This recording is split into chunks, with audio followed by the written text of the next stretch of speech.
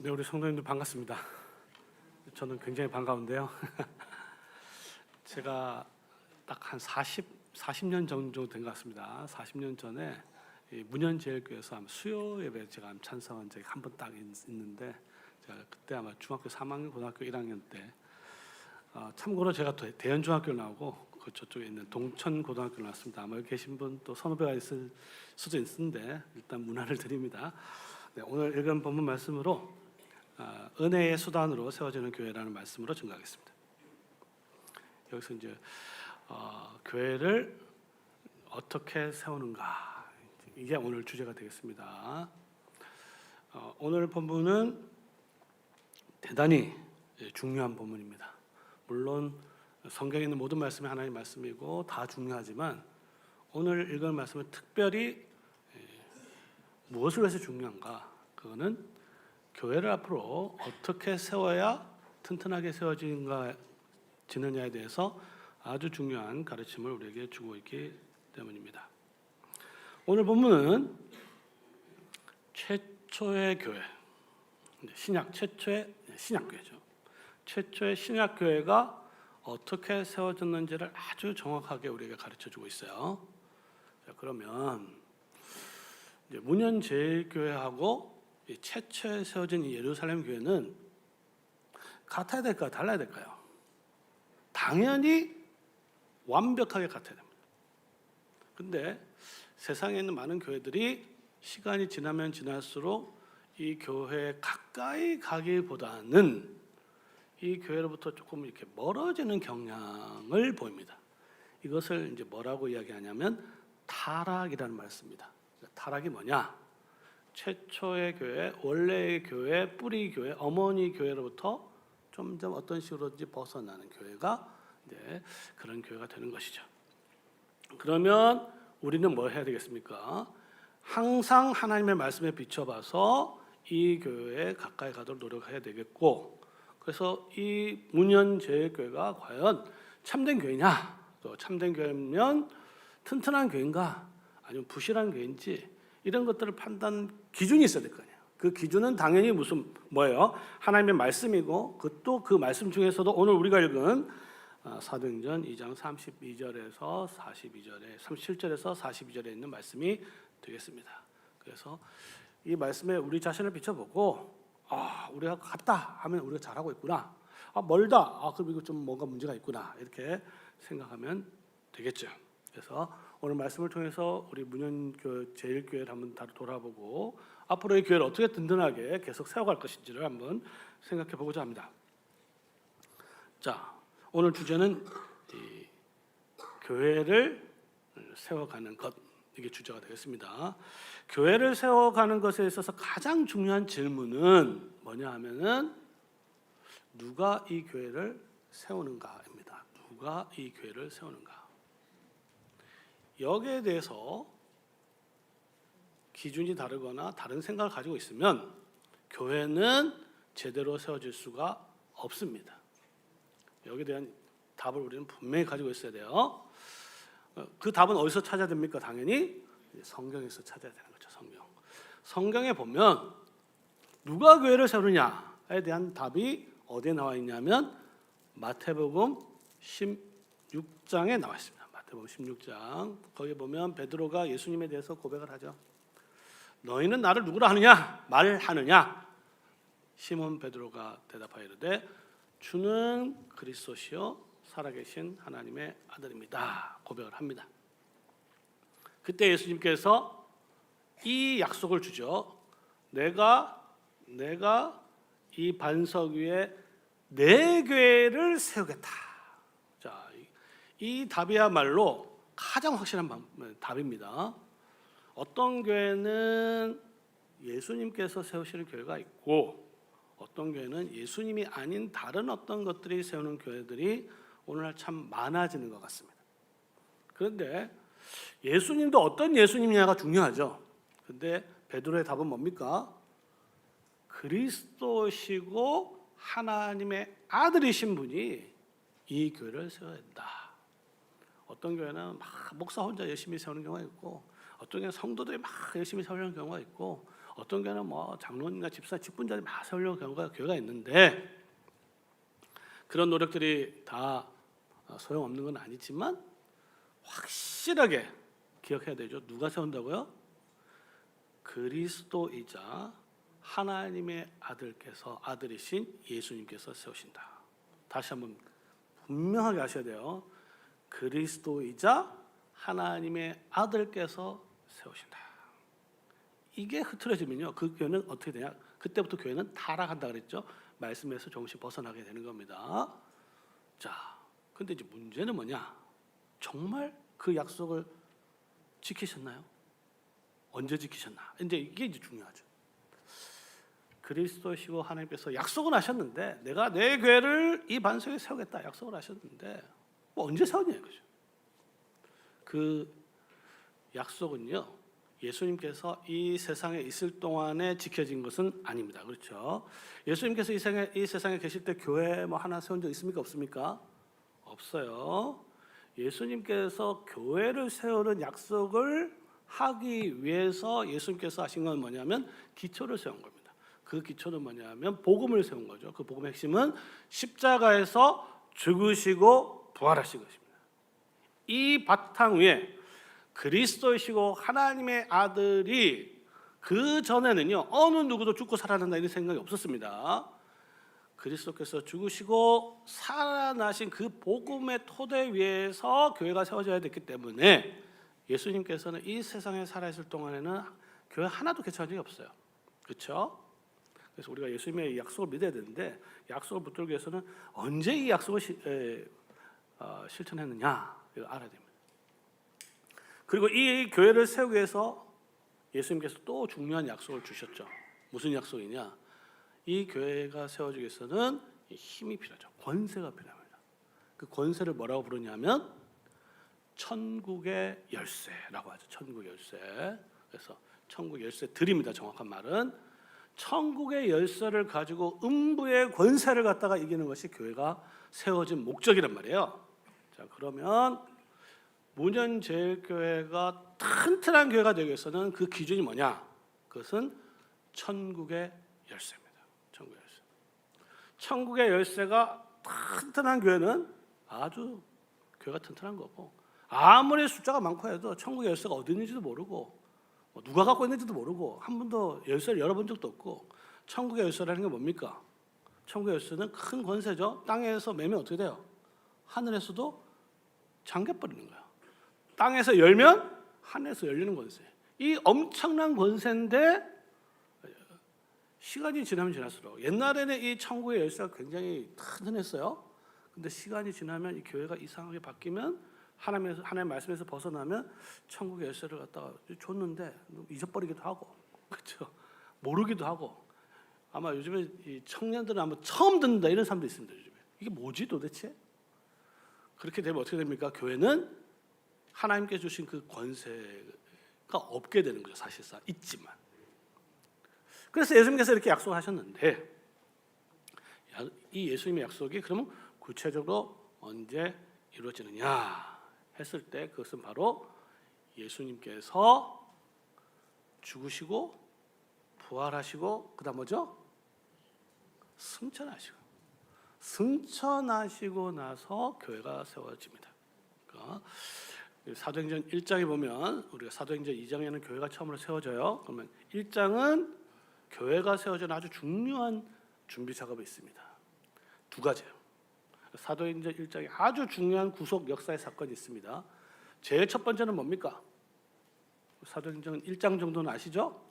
제일 중요한 거는 승천이죠. 승천. 예수님께서 승천하셨습니다. 자, 그러면 이게 교회를 세우는 것과 무슨 관련이 있느냐? 자, 예수님께서 그리스도시야 하나님의 아들이 이 문현제일교회도 세우는데 어디서 세우느냐, 이게 중요하죠. 어디서 세우느냐? 어디서 세웁니까? 답이 뭐예요? 답은 그리스도시야 하나님의 아들이 이 땅에서 세우는 게 아니고 하늘에서 세우십니다. 이걸 믿어야, 이 승천의 복음을 믿어야 교회가 튼튼해집니다. 승천의 복음이 약하면 아무리 숫자가 많아도 그 교회는 흔들릴 수밖에 없어요. 이 교회는 정말 우리 오늘 이제 신앙 고백했죠. 예수님께서 죽으시고 사흘 만에 부활하시고 하늘에 오르셨다. 그 하늘에 오르신 것이 우리에게 어떤 도움이 되느냐 이거죠. 이 부활과 승천의 중요한 차이점 이런 게 있어요. 예수님의 제자들이 사도들이 예수님께서 이렇게 죽었다가 살아난 걸 본 적은 아무도 없죠. 본 사람 있습니까 없습니까? 없죠. 부활한 것을 봤지 부활하는 걸 본 적은 없습니다. 승천은 다르죠. 사도행전 1장에 보면 예수님의 승천은 제자들이 보는 가운데 저들이 지켜보는 가운데 너희들이 왜 이를 보느냐 계속 보는 가운데서 승천했다는 것을 강조하고 있습니다. 이 승천이야말로 어떻게 보면 예수님의 이 지상사역의 마지막이죠. 자, 그랬을 때 이 제자들이 이 승천의 놀라운 광경을 봤을 때 그때 마음가짐이 어땠을까? 어떤 기분이었을까? 여러 가지 유추할 수가 있겠죠. 마리아 같은 사람은 어떻게 했을까요? 마리아 같은 사람 아시죠? 예수님의 옷 바지가랑이를 잡고 예수님 이제 가면 언제 오십니까? 막 슬피 울고 막 이럴 수도 있잖아요. 또는 어떤 사람은 이렇게 볼 수도 있을 겁니다. 야, 무서워가지고 저 떨어지면 어떡하지? 뭐 이렇게 할 수도 있을 거예요. 저 같으면은 굉장히 화가 났을 것 같아요. 예수님께서 이런 약속도 하셨습니다. 가서 제자 삼아라. 세상 끝날까지 너희와 항상 함께 있으리라. 함께 하고 항상 함께 있으리라 약속해 놓고 지금 가는 건 뭐냐 이거예요 도대체. 저 같으면 굉장히 화가 났을 것 같아요. 우리 아가 뭐 제자 삼으려고 열심히 이렇게 그렇죠? 딱 계획도 잡고 뭐 사역할 준비를 다 갖춰놨는데 이거 할 때 나와 같이 해주겠다고 함께 있으라 약속해놓고 가버리면 어떡하지 말이에요. 자, 그런데 복음서 특히 누가복음에 보면 예수님의 승천 장면에 대해서 제자들의 반응이 나옵니다. 그 반응은 뭐냐면 크게 기뻐했다. 예수님의 이 승리를 보고 나서 제자들은 엄청나게 기뻐했다는 거야. 왜 기뻐했느냐 이거죠.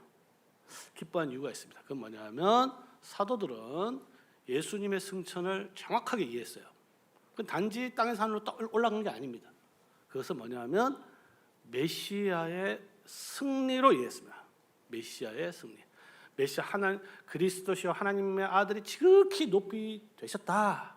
만왕의 왕이 되셨다. 그리고 죄와 사망과 마귀와 온 세상의 세상 정사를 무너뜨리시고 승리하시고 하나님 보좌에 앉으셨다. 승리로 이해를 했어요. 그럼 정말로 사도들이 그렇게 이해를 했냐? 그 증거가 뭐냐면 사도들이 예수님의 승천을 보고 나서 그 다음에 뭐 했는지를 보면 알 수 있습니다. 자, 첫 번째는 승천이라 그랬죠. 그 승천을 본 제자들이 두 번째 바로 이어서 한 게 뭡니까? 혹시 아시는 분? 자, 뭐 했죠? 제자들이 모여서 뭐 했습니까?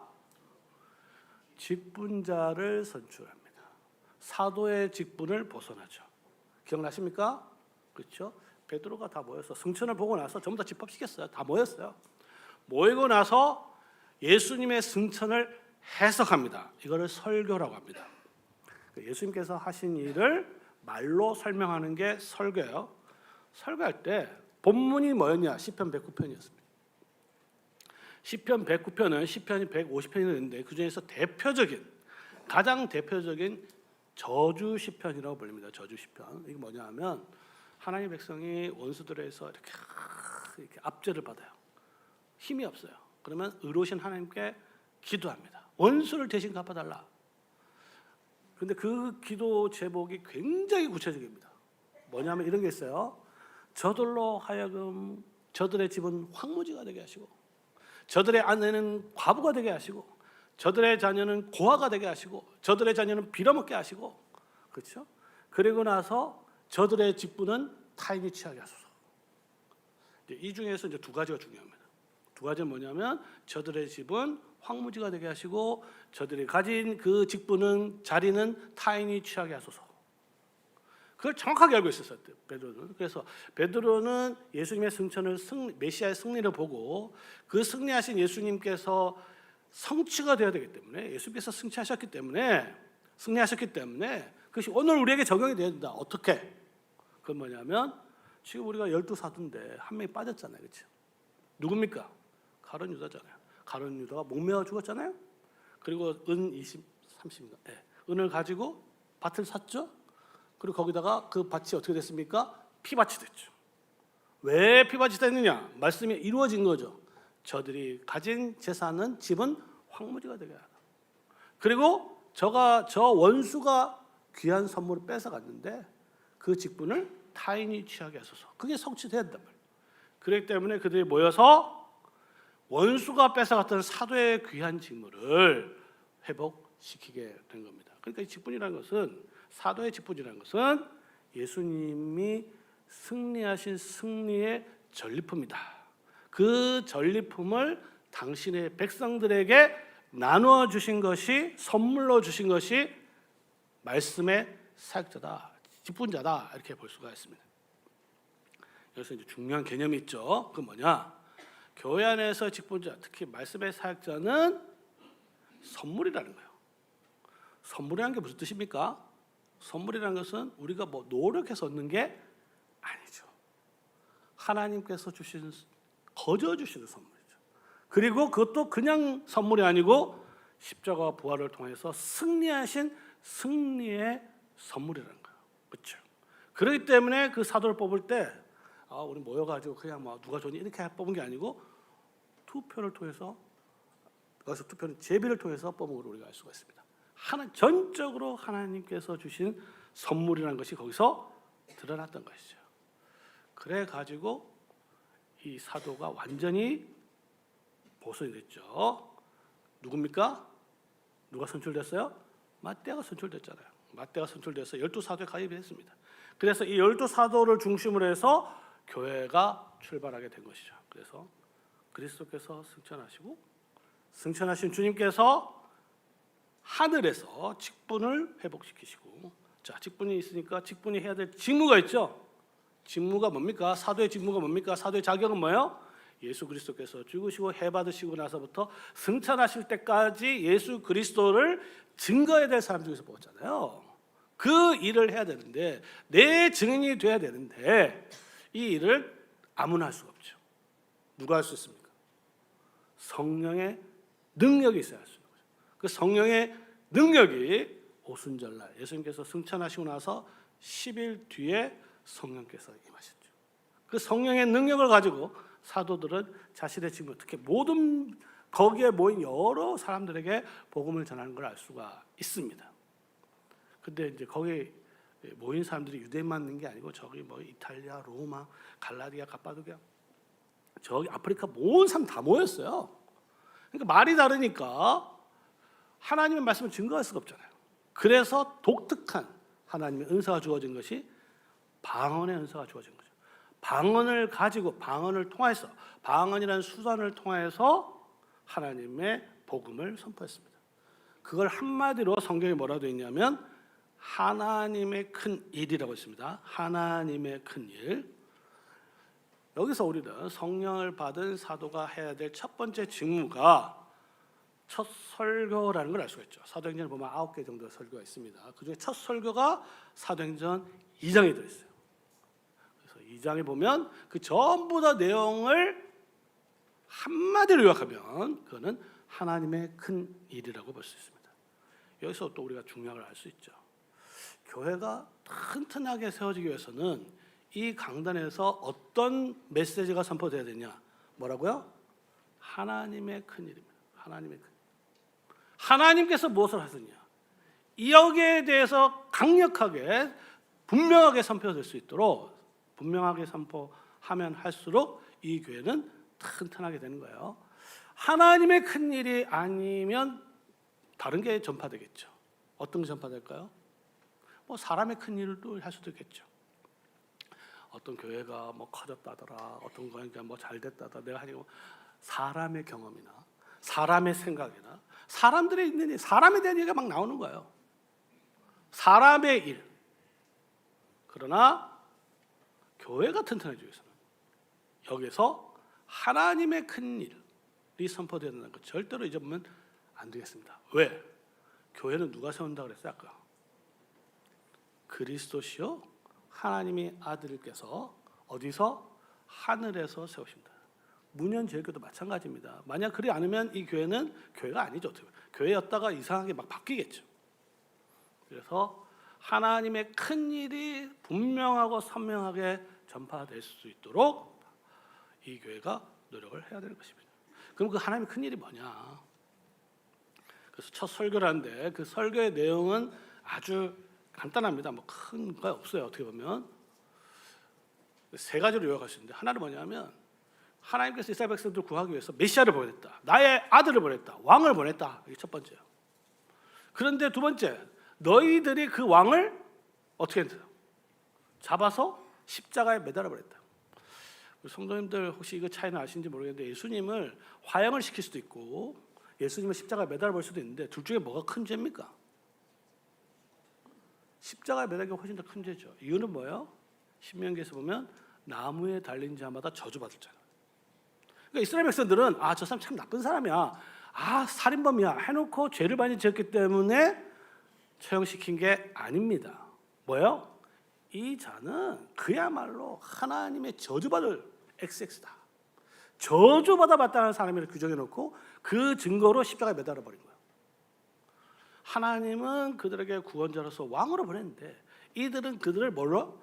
저주받을 자로 규정해놓고 심판을 해버린 거죠. 그런데 하나님께서는 그들을 그대로 두시지 않고, 예수님은 그대로 두지 않고 어때요? 죽은 자로부터 살게 하시고 그 다음에 하늘로 오르게 하셨다. 자, 우리의 입장에서 보면 예수님께서 하늘로 올라간 거죠. 하나님의 입장에서 보면 어떻게 된 겁니까? 하나님께서는 다시 돌아온 거죠. 그 예수님을 너희들이 저주받을 자로 정했으나 그 예수를 승천을 통해서 하나님은 아들로 받아들인 거예요. 인정한 것이죠. 그 증거가 있냐? 증거 있죠. 그 뭐야? 오순절날 너희가 보고 있는 이 성령, 요엘 선지자가 약속한 성령을 지금 너희가 보고 있지 않느냐? 그것이 가장 확실한 증거다. 이게 이제 베드로의 첫 설교의 핵심 내용이에요. 그거를 한마디로 한 줄로 요약할 수 있습니다. 그건 맨 마지막 절에 나와요.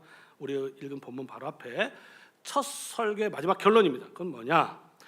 그런즉 이스라엘 온 집은 확실히 알지니 너희가 십자가에 못 박았다는 이야기 제가 말씀드렸습니다.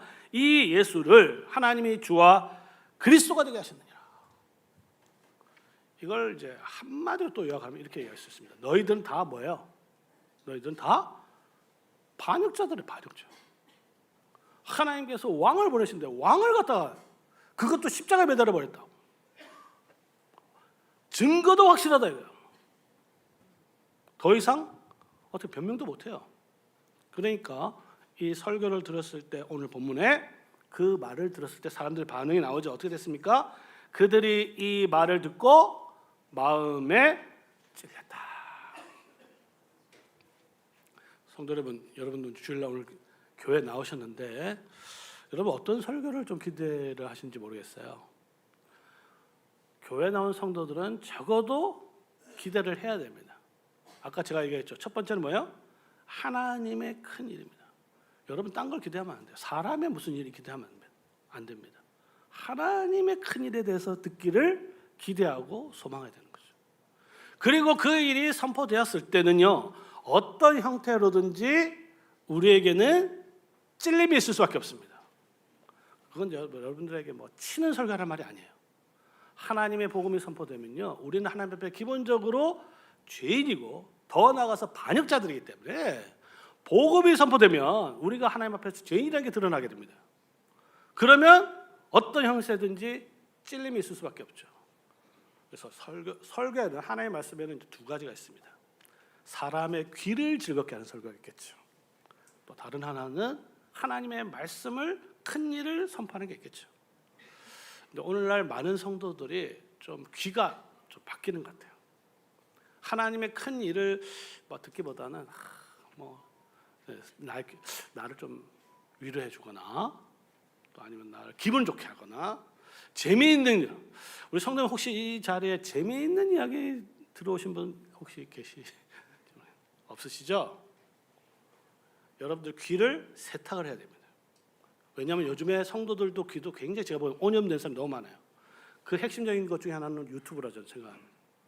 유튜브 설교 보지 마시기 바랍니다. 웬만하면 보지 마세요. 하나님의 백성들은요, 이 교회에서 하나님께서 보내신 말씀의 사역자를 통해서 설교를 들어야 됩니다. 그게 하나님의 뜻이에요. 그런데 그게 안 되면 어떻게 돼요? 자꾸 세상을 가는데, 그것도 좋은 설교 아니라 자기 귀를 즐겁게 하는 설교를 듣는 거죠. 그러면 어떻게 되느냐? 그러면 이 교회는 하나님의 말씀이 아니라 하나님의 큰 일에 세상의 일이 이 교회에서 들려지게 되는 것이죠. 그러나 그들 마음에 찔렸어요. 형제들 우리가 어떻게 할꼬? 야, 우리 다 죽었구나 이 말이죠. 다 죽었어요. 반역자들이 처하는 증거도 있다면요, 그들에게는 소망이 없습니다. 그렇죠? 소망이 있을 수가 없죠. 반역자들에게 주어지는 형벌이 어떤 겁니까? 아시죠? 3족을 다 멸합니다. 우리나라 같은 경우. 그다음에 거열형 아시죠? 사지를 다 찢게 합니다. 한 명도 나라를 나누지 않습니다. 그런 형벌이 기다리고 있는 거예요 지금. 그런데 그런 자들에게, 소망 없는 자들에게 유일한 소망이 하나 있습니다. 그건 뭐냐? 그거는 어떤 이유인지 모르지만 그 왕이, 반역의 당사자였던 왕이 어떤 이유에서든 자기 자신 어떤 이유 때문에 그 반란자들을 용서해 주는 거예요. 용서해 주는. 그게 유일한 소망입니다. 그래서 사도 베드로는 그 유일한 길에 대해서 이야기하고 있죠. 야, 다른 사도들에게도 물어 이르되 우리가 어떻게 해야 되냐? 베드로가 이르되 너희가 회개하여 각각 예수 그리스도 이름으로 세례를 받고 죄 사함을 받으라. 그러면 성령의 선물을 받을 것이다. 구원의 길을 제시하는 것이죠. 자, 여기서 이제 유일한 소망은 회개입니다. 반란자들은요, 잘못했습니다 한다고 용서해 주는 왕이 어디 있어요, 그렇죠? 그거 없습니다. 그런데 하나님은 자비롭기 때문에 회개하면 용서를 주는 거죠. 근데 여기서 이제 예수님과 사도들의 차이가 좀 있어요. 그걸 좀 아셔야 돼요. 예수님도 첫 설교 제목이 혹시 뭔지 아시는 분 계십니까? 예수님의 첫 설교 제목, 이거 좀 아셔야 되는데, 예수님의 첫 설교 제목은요, 회개하라, 천국에 가까우니라. 이게 첫 설교 제목이에요. 근데 사도들은 회개하고 뭐예요? 회개하고 세례를 받으라. 세례를 받아야 하나님 나라에 들어가는 거거든요. 세례가 나옵니다. 그래서 예수님은 한 번도 세례를 준 적이 없습니다. 물론 이제 요한복음 6장에 보면 예수님께서 세례를 줬다, 카더라 하는 가짜 뉴스는 있었어요. 예수님이 직접 준 게 아니죠. 제자들이 줬는데 또 가짜 뉴스, 그 당시도 가짜 뉴스였어요. 가짜 뉴스가 예수님이 줬다더라. 나는 예수님한테 세례 받았다, 뭐 이런 소문이 있었어요. 근데 실제로는 제자들이 준 거죠. 근데 어쨌든 예수님은 세례를 준 적이 없습니다. 그 이유는 뭐냐? 예수님의 일은 교회를 세우는 게 아니거든 아직. 그는 사도들을 통해서 교회를 세우는 거기 때문에 사도들이 복음을 선포하고 그걸 듣고 회개하고 왔을 때 회개의 증표로 세례를 줬어요. 세례를 통해서 교회가 처음으로 세워지게 되는 겁니다. 그래서 이 세례를 교회의 기초라고 할 수 있는 것이죠. 교회당의 출입구다 이렇게도 볼 수 있습니다. 그 세례. 그러면 세례가 튼튼한 교회가 또 튼튼한 교회가 되겠죠. 세례가 약하면 아무리 뭐 사람이 많아도 그 교회는 튼튼한 교회가 될 수가 없는 겁니다. 그런데 그 다음에 이제 39절에 이렇게 되어 있습니다. 세례를 받는데 이 약속은 너희와 너희 자녀들 모든 믿는 자들, 하나님께서 부른 자들에게 약속하신 것이다. 이 구절이 이제 우리에게 굉장히 중요한 이유는 뭐냐면 이 구절이야말로 유아 세례에 대한 가장 확실한 성경 구절입니다. 이렇게 생각할 수 있잖아요. 우리 애들이 뭘 알아? 모르잖아요. 근데 용상을 받는 것도 아니고 뭐 죄사를 받는 것도 아니고 구원을 받는 것도 아니고. 자, 그러나 아무리 작은 아이라 할지라도 뭐는 받을 수 있다? 약속은 받을 수 있어요. 약속을 받은 증거로서 세례를 주는 겁니다. 우리의 자녀들에게도. 그래서 문현제일교회도 앞으로 계속 주님 오실 때까지 든든한 교회가 되기 위해서는 세례를 튼튼하게 하도록 노력을 해야 되는 거죠. 세례를. 참고로 제가 이제 외손자가 3명입니다. 얼마 전에 했는데 첫째, 둘째는요 첫째는 저희 부모님을 모셨어요. 손자 세례할 때. 그러니까 저희 아버님, 저, 우리 딸, 그다음에 아기까지 4대 같이 모여서 세례를 했어요. 그리고 둘째 손녀 세례할 때는요, 우리 장모님 다 모셨습니다. 그래가지고 우리 애들 다 데리고 저하고 같이. 그래서 또 두 번째 세례를 했죠. 그러니까 교회는 이와 같이 세례를 통해서 계속 믿음이 전수되도록 해야 되는 겁니다. 안 그러면 어떻게 되느냐? 세례에 대해서 무관심 하면 어떻게 되느냐? 유아 세례에 대해서 관심이 없고 아이들에 대해서 관심이 없으면 우리 때 끝납니다. 교회가 지금만 잘 있는 게 아니잖아요. 이 교회가 계속해서 다음 세대로 이어져야 되잖아요. 그럼 어떻게 이어져야 되냐? 뭐가 중요하냐? 뭐가 중요해요? 세례가 중요한 겁니다. 세례를 관심이 없고 세례 신경 안 쓰면 이 교회는 세대가 끊어지게 돼 있어요. 오늘 본문이 그걸 이야기하고 있습니다. 그러니까 지금부터 우리가 세례에 대해서 관심을 가져야 되는 것이죠. 자, 그래서 세례 받았어요. 복음이 선포되고 회개의 복음이 선포되고 회개가 일어났고 증거로 세례가 주어졌는데 몇 명이 세례 받았습니까? 3,000명이. 하나님께서 얼마든지 부른 사람들 3,000명이나 불렀어요. 세례를 받았습니다. 자, 그럼 세례를 받으면 뭘 해야 될 것인가? 여기 계신 분들 아마 대부분 세례를 받았다고 생각이 듭니다. 보니까 아이들은 잘 안 보이는데 세례를 받았어요. 세례를 받으면 뭘 해야 되냐? 세례는요 출발입니다. 시작이에요. 우리 보통 이제 이걸 뭐라고 하냐면 세례는 시작의 성례라고 부릅니다. 시작의 성례. 그러니까 세례 받아서 나 세례 받았으니까 끝 아니에요. 세례 받았으면 시작을 한다. 시작. 세례 안 받았으면 시작할 수도 없는데 세례를 받으면 이제부터 시작을 해야 됩니다. 뭘 해야 되느냐? 3가지로 해야 됩니다. 3가지. 오늘 본문이 그것을 정확하게 가르쳐주고 있어요. 그러니까 우리 성도님들도 세례를 받았으면 내가 3가지를 해야 되겠구나. 자, 첫 번째 42절에 보면 첫 번째 애들은 그들이 사도의 가르침을 받았다. 첫 번째 뭐라고요? 사도의 가르침을 받았다. 여러분이 정말 세례를 받았다면 뭐 해야 되는지 알아야 돼요. 그거는 뭐냐면 사도의 가르침입니다. 반대말은 사적인 가르침이에요. 사적인 가르침. 개인적인 가르침. 아까 제가 얘기했죠. 이 교회에서는요 어떤 목사 개인의 생각이나 경험이나 이런 게 가르치는 게 아닙니다. 하나님의 큰일에 대해서 이야기한다 그랬죠. 그리고 그 하나님의 큰일을 뭐라고 이야기하냐면 사도들의 가르침, 사도적 교훈이라고 합니다. 사도적 교리라고 합니다. 그러니까 내 생각이 아니고 예수님께서 사도들의 가르침, 그 사도적 가르침이 여기서 부지런히 가르쳐야 된다는 것이죠. 예수님께서 마태복음 28장 제일 마지막에서 제자를 삼아라 그랬죠. 그 방법도 가르쳐줬어요. 어떤 방법을 가르쳐줬느냐? 내가 너에게 분부한 모든 것을 가르쳐라.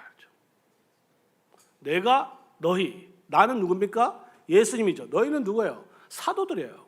11사도들이 되어 있습니다. 사도들이 가르쳤는데 몇 가지만 가르치는 게 아니라 모든 걸 가르쳐야 되겠습니다.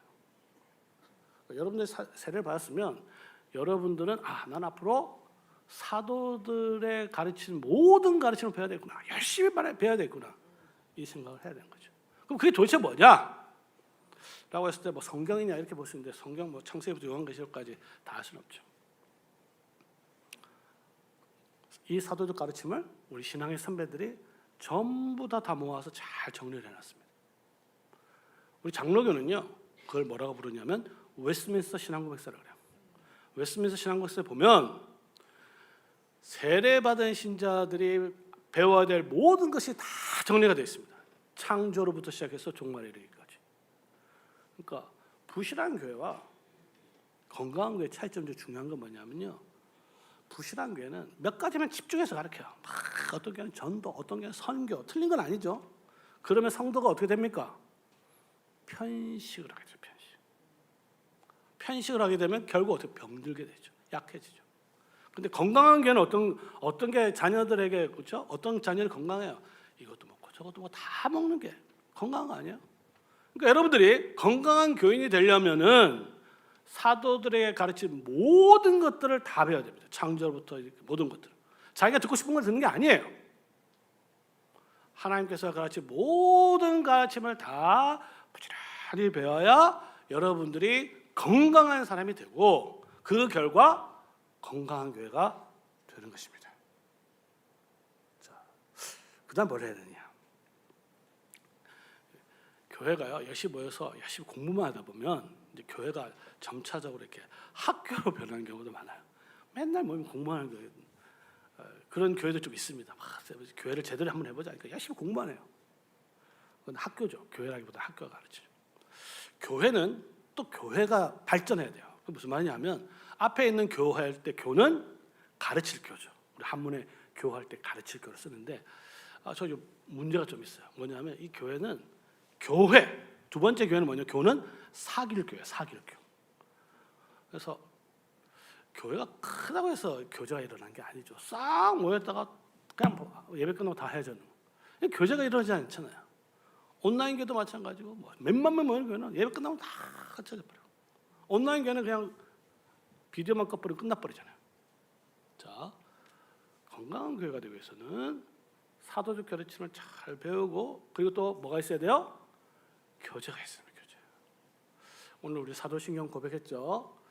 교회가 어떤 교회냐? 사도신경에 다 요약돼 있어요. 성령을 믿사하며 그다음 뭐죠? 거룩한 공교회. 문현제일교회는 거룩한 교회입니까? 공교회입니까? 거룩한 공교회입니까? 뭐예요? 거룩한 공교회를 만들어 가야 되는 거죠. 거룩한지 아닌지 저는 잘 모르겠어요. 저기 교회는 아니니까. 그러나 거룩한 공교회 되고 그 다음에 뭡니까? 그 교회에 뭐가 있어야 돼요? 성도의 교제가 있어야 된다. 이 교회 안에 정말 성도의 교제가 있느냐? 진정한 교제가 있느냐? 교제가 없으면 그 교회는 약해지는 거예요. 자, 근데 교제라고 했을 때 어떻게 교제를 해야 될까? 어떻게 교제를 하는 데 되어 있어요? 성경 본문을 보니까 서로 교제하는데 그 방법이 뭡니까? 네? 떡을 떼는 거예요. 떡을 떼는 거. 떡을 떼는 교제가 없으면 그 교제는 세상의 교제와 사실상 차이가 거의 없습니다. 예를 들어서 카페에 모여서 성도들 계속 교제하잖아요. 그것과 세상 산악회 동호인들 모여서 커피숍에서 같이 어울리는 거 차이가 없잖아요. 하지 말할 말이 아닙니다. 그러면 세상의 교제와 교회의 교제 근본적인 차이가 있어요. 그 교제의 차이는 어디서 나오냐? 떡에서 나요. 떡을 떼는 거죠. 그 떡을 떼는 걸 이제 성찬이라고 합니다. 성찬. 성경에는요 성찬을 행했다 이런 말은 없습니다. 성경에는 항상 성찬을 했다는 말을 뭘로 표현하냐면 떡을 떼었다라고 해요. 떡을 떼었다. 즉 저희들이 떡을 떼기 위해서 모였다 이렇게 이야기합니다. 그는 뭐 하기 위해서 모인 거예요? 떡 뗀다는 말이 아니죠. 떡을 성찬을 하기 위해서 모였다라는 겁니다. 자, 근데 성찬을 할 때는 네 가지 중요한 순서가 있습니다. 행위가 있어요. 네 가지 행위. 첫째는 뭐냐면 떡을 구별해서 받는 거예요. 떡을 취했다. 예수님께서 떡을 취했다. 이건 오병이어에서도 그대로 나타납니다. 오병이어에서 떡을 취했다. 그 다음에 떡을 가지고 그 다음에 축사하셨다. 감사의 기도를 합니다. 그 다음에 그것을 떡을 떼었다. 뗀 떡을 나누어 주었다. 이 네 가지입니다. 그 중에 이 네 가지 중에서 제일 중요한 게 뭐예요 그러면? 예? 제가 얘기했죠. 떡을 떼는 거라 했잖아요. 떡을 떼는 게 왜 제일 중요한가? 그거는 떡을 떼는 거야말로 복음이 무엇인지, 예수님의 죽음이 어떤 것인지를 확실하게 보여주는 거죠. 우리 성도님들 십자가에서 예수님께서 어떻게 되는지 한번 좀 물어볼게요. 떡은 예수님의 몸, 살을 이야기하죠. 살. 이 예수님의 몸이 십자가에서 어떻게 되는지 한번 봅시다. 예수님께서 머리는 어떻게 되셨나요? 가시관에 찔렸죠. 살짝 이렇게 얹었겠습니까? 아니죠. 가시로 아주 꽉 찔렀겠죠. 그렇죠? 근데 얼굴, 특히 턱은 뺨을 어떻게 되냐? 로마 군병들이 눈 가려놓고 때렸잖아요. 군병들이 때릴 때 이렇게 살짝 이렇게 때렸겠어요? 주먹을 가지고 이렇게 쳤겠죠. 입술 터졌겠죠. 그러니까 성경 읽을 때 그런 거 좀 그런 거 안 보이지만 그런 거 좀 보셔야 돼요. 그것도 눈도 가려놓고 때렸단 말이에요. 침도 뱉고. 등은 어떻게 됐습니까? 채찍질로 다 뜯겨 나갔죠. 옆구리는 어떻게 됐어요? 창에서 찔렸죠. 손과 발은 어떻게 됐습니까? 못에 박혔잖아요. 머리끝부터 발끝까지 철저하게 예수 그리스도의 몸이 찢어져서 들어갔죠. 왜요? 우리의 죄를 대속하기 위해서. 예수 그리스도의 몸이 찢긴 것은 우리의 죄를 대속하기 위해서고, 그리고 그 몸이 구원받는 우리에게는 영원한 양식이 되기 위해서 그렇게 하신 것입니다. 그리고 그 예수 그리스도의 죽음을 기념하면서 우리 같이 떡을 먹으면서 교제를 하는 거죠. 천국의 교제, 밥상 공동체라고 이야기합니다. 교회는요, 가르침도 있어야 되고 밥 먹는 것도 같이 있어야 됩니다. 천국의 잔치도 있어야 그게 진정한 교회가 되는 거예요. 튼튼한 교회, 즐거운 교회가 되는 겁니다. 그리고 나서 세 번째는 뭐냐? 기도에 전혀 힘썼다. 기도. 그래서 기도를 개인 기도를 말하는 게 아니고 함께 모인 공적인 기도, 예배를 말하는 거예요. 함께 모여서 예배를 했어요. 간절히 기도했죠. 뭘로 기도했느냐? 그건 우리가 너무 여기 성경에 안 나왔지만 그것은 당연히 시편을 가지고 기도했습니다. 성경에 보면 시편이 제일 많죠? 시편이 성경에 왜 있어요? 시편을 가지고 기도하라고 있는 겁니다. 이 시편이 없으면 우리는 기도를 불신자와 똑같이 합니다. 한번 들어보세요. 시편이 있기 때문에 우리는 불신자와 다른 하나님께서 원하시는 기도를 할 수가 있는 겁니다. 시편을 모르잖아요? 그러면 들어보면요, 하나님 이름만 빼면요, 부처한테 하는 거나 하나님한테 똑같습니다. 어떻게 뭐 예를 들어서 우리 아들 잘 되게 해달라, 시험 해달라, 뭐 잘 되게 해달라, 뭐 이런 기도예요. 이들이 모여서 이제 교회가 생겼잖아요. 원수들이 사방에 있습니다. 그러니까 하나님께서 구원해달라고 기도를, 지켜달라고, 보호해달라고. 자, 그래서 오로지 기도하기를 힘썼다. 그러고 나서 집에 가서는 뭐냐? 집에 가서는 그들이 모여서 특별히 뭘 했냐면 다 함께 있어서 모든 물건을 통용하는데 하나님께서 주신 오늘 이제 헌금이죠. 헌금을 가지고 각 사람의 필요에 따라서 공급합니다. 나눠줍니다. 이런 일들을 잘 한 거죠. 그 결과 어떻게 됐냐? 마지막 47절에 보면 하나님을 찬미하며 또 온 백성에게 칭송을 받으니, 여러분 잘 보세요. 하나님께 찬송하는 거하고요, 우리가 하나님께 찬송하는 거하고 불신자들이 우리를 찬송하는 거하고는 같이 연결됐다는 거 잘 보세요. 우리가 열심히 두 개가 같이 있어야 되는 겁니다. 하나님만 열심히 하고 이 백성들한테 막 조롱을 받으면 이거 안 되는 겁니다. 왜 그런지를 잘 보셔요. 그건 뭐냐면 가난한 사람들의 필요를 채운 거. 이 일이 굉장히 중요한 겁니다. 그러니 어떻게 됐냐? 주께서, 이 주는 누구일까요? 벌써 잊어버렸나요? 주는 승천하신 그리스도, 하나님의 아들이신 그리스도, 주께서 구원받는 사람을 날마다 더하게 하시니라. 이렇게 교회가 세워져. 이게 첫 번째 교회입니다. 자, 성도 여러분, 이제 말씀을 정리하도록 하겠습니다.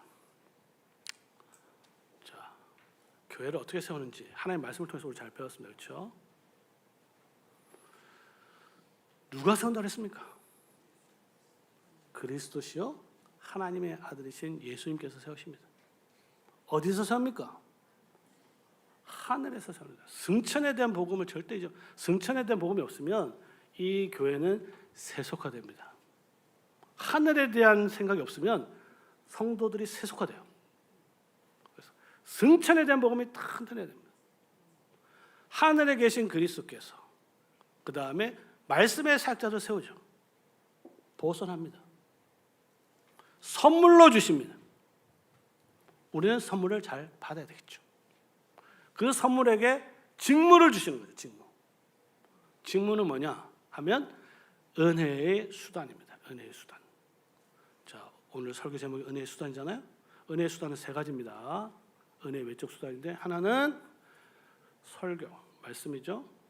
두 번째는 성례, 세 번째는 기도입니다. 성례는 두 가지가 있죠. 뭐요? 세례와 성천이죠. 이 은혜의 수단들을 말씀의 사역자에게 맡겼어. 그러면 말씀의 사역자는 맡긴 것에 충성해야 되잖아요. 주님께서 맡긴 거기서 은혜의 수단에 충성하게 되면, 그러면 그 교회를 하나님께서 든든히 세우는 겁니다. 자, 여기서 조심해야 돼요. 목사나 직분자가 열심히 해서 세우는 게 아닙니다. 열심히 해야죠. 어디에 열심히 해야 되느냐? 은혜의 세 가지 수단을 열심히 해야 됩니다.